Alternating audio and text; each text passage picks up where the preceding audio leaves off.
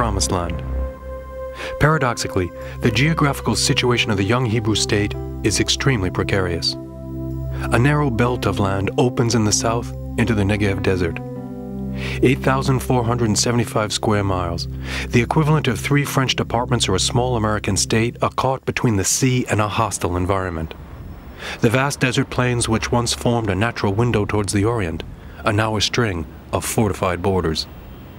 This is the fragile territory that once represented hope for millions of Jews, and in many respects, Israel is a true paradise.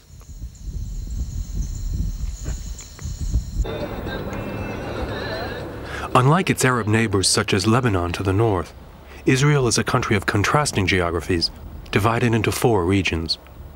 The coastal plain is home to the modern urban center of Tel Aviv. Judea, Samaria, and Galilee are set among the hills in the center of the country. The Syro-African Depression is home to Lake Tiberias, the Jordan Valley, the Sea of Galilee. Finally, the Negev Desert Triangle accounts for half of the state of Israel.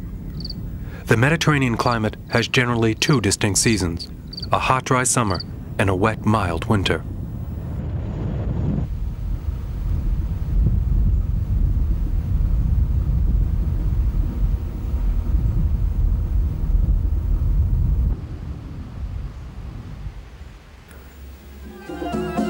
Located on the Mediterranean coast, Tel Aviv's 1 million inhabitants make it the largest city of Israel and its economic center.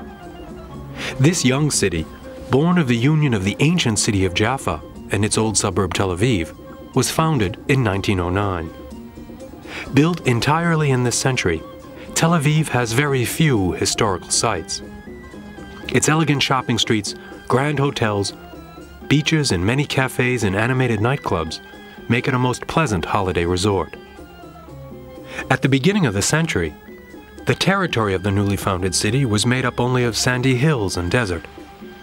With the help of the National Jewish Foundation, the Jewish inhabitants of Jaffa began by building a suburb outside the Arab city in 1909. They were evacuated by the Turkish army during the First World War and returned in 1917 when British troops took over Jaffa.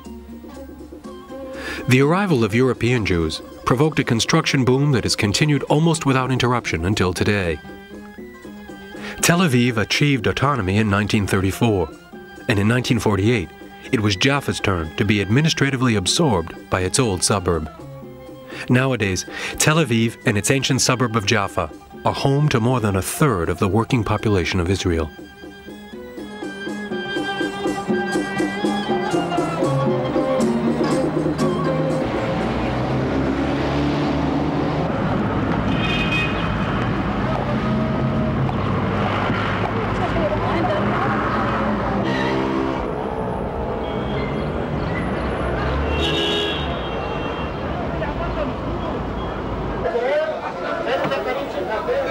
Tel Aviv has a huge market, the Carmel Market, a wonderful oriental souk that contrasts dramatically with the neighboring streets which have become increasingly Americanized. It's a fruit and vegetable market which also offers clothing and knickknacks. Tradesmen and customers speak to each other in all the different languages of the Middle Eastern diaspora.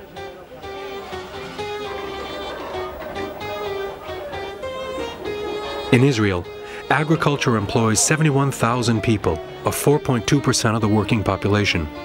Among them, 27,300 are agricultural laborers, and half of these are Palestinian.